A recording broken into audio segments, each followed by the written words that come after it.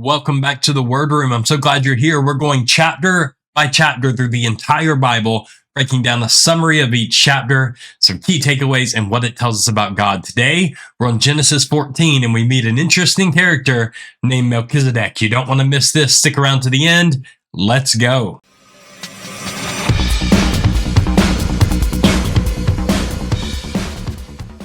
All right, let's jump right into our summary of Genesis chapter 14. So just some key summary breakdown of what happens in this chapter. There are several Canaanite kings who go to war with each other in this chapter. And in the process, they take Lot captive in that process. So they overthrow Sodom, take the king of Sodom, all the people of Sodom captive, including Lot, who was living in that area in Sodom at the time. Abram then rescues Lot. He fights the armies of those kings with his armed servants, and he rescues Lot from captivity after being taken captive. And then a mysterious king named Melchizedek shows up after the battle and blesses Abram, and Abram gives him a tenth of everything he has, all of his goods. He gave him a tenth of it.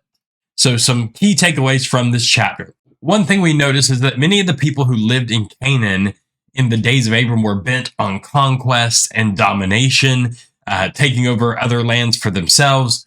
And there was a king named Kedorlaomer who ruled over many of the other areas and kings in Canaan. And the kings of those areas ended up rebelling against the rule of Kedorlaomer. And so in this rebellion, that's where this war that takes place in Genesis 14 actually occurs. And this was actually a massive war. Archaeologist Nelson Glueck documented the destruction left by these kings, and he said, I found that every village in their path had been plundered and left in ruins, and the countryside was laid waste. The population had been wiped out or led away into captivity.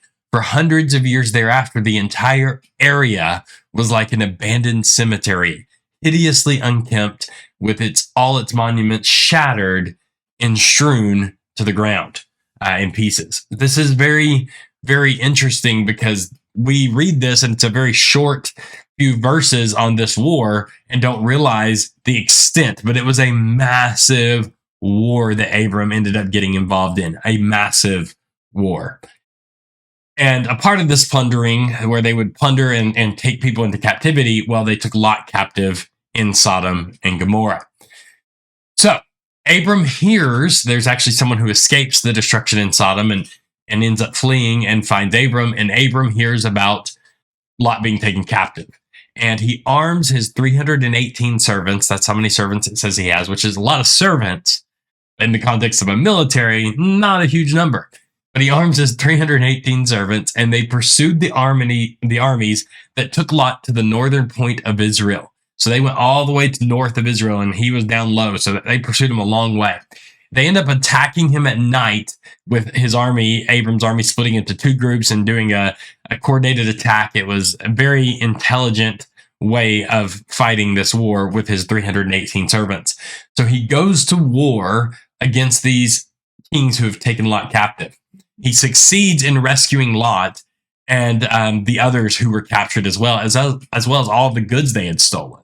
Lot ends up returning, however, to live in Sodom and later shared in her destruction. Now, I think this is very important because Lot was rescued. This is almost like a warning, like, Lot, wake up. You thought you picked this land because you thought it was the great, best land, but look what's happened to you as a result of you choosing this land. Wake up. And he goes back there. He ends up going back there, which is crazy. So after all of this war, Melchizedek, who is king of Salem and priest of the Most High God, shows up to share a meal of bread and wine with Abram. But it says he was king of Salem, or Salom. This would become Jerusalem. So you could say king of Jerusalem. Shalom, or peace, king of Shalom, peace. So he's king of peace, but ultimately the area that would become Jerusalem. And he was also a priest of El Elyon, which is the Most High God. It's the Creator God. It's Yahweh. All right. And so he's a priest to the Most High God, and he shows up to share a meal of bread and wine. Very important. Now, we'll talk about him more specifically in just a moment, but just notice he's a king of Jerusalem. He's a priest to the Most High God, to Yahweh, and he has a meal of bread and wine. Very significant. Melchizedek ends up blessing Abram, says a blessing over him and his family, and blesses him. And then Abram ends up paying tithes, or a tenth of all his stuff, ends up giving tithes to Melchizedek. Keep that in mind. After that, the king of Sodom also offered all of the goods of Sodom to Abram, but Abram refused because he did not want anyone to be able to take credit for making Abram rich, or to be able to hold something over his head to demand his loyalty. Now, notice the contrast. Abram gives an offering of a tenth of everything to Melchizedek, but refuses an offering from the king of Sodom. Notice that difference, that Melchizedek accepted this offering and was worthy of this offering, but Abram refused the offering from the king of Sodom. He had learned finally to trust God. He trusted God for provision, and he was determined to be committed to God alone. He wasn't going to have his loyalty given to someone else because they gave him. So 5 things we learn about God, and we're going to talk about Melchizedek in this, okay? First, God helped Abram fight the battle. If you look at the blessing from Melchizedek, he literally says it was Yahweh who blessed or helped Abram overcome and fight this battle. He only had 318 armed servants, but he won because God helped him. God fought for him. God supplied for him in the battle. Very important. He helps us fight our battles. Number 2, king and priest. Now, I know it says Melchizedek is king and priest. I'm not going to get into it now, but many people believe that Melchizedek was a pre-incarnate Christ. That it was Jesus showing up in human form. We know this from Psalms and Hebrews that Melchizedek absolutely is a type of Jesus who would come. Okay, so we know that completely from Scripture, that Jesus was a priest after the order of Melchizedek. Hebrews talks about that. Psalms talks about that, about the Messiah. We know that Jesus is King of Jerusalem. We know bread and wine is significant to the body of Jesus, and that meal that Jesus would give to his disciples that we would ultimately do in remembrance of him, right? So we know that Melchizedek is at least a type of Jesus. Some go as far as to say he is a pre-incarnate Jesus. There's debate on that. I'm not going to give my take on that right now, other than to say that regardless of whether he's just a type of Jesus or he is Jesus pre-incarnate, either way, the point is it's revealing something to us about God.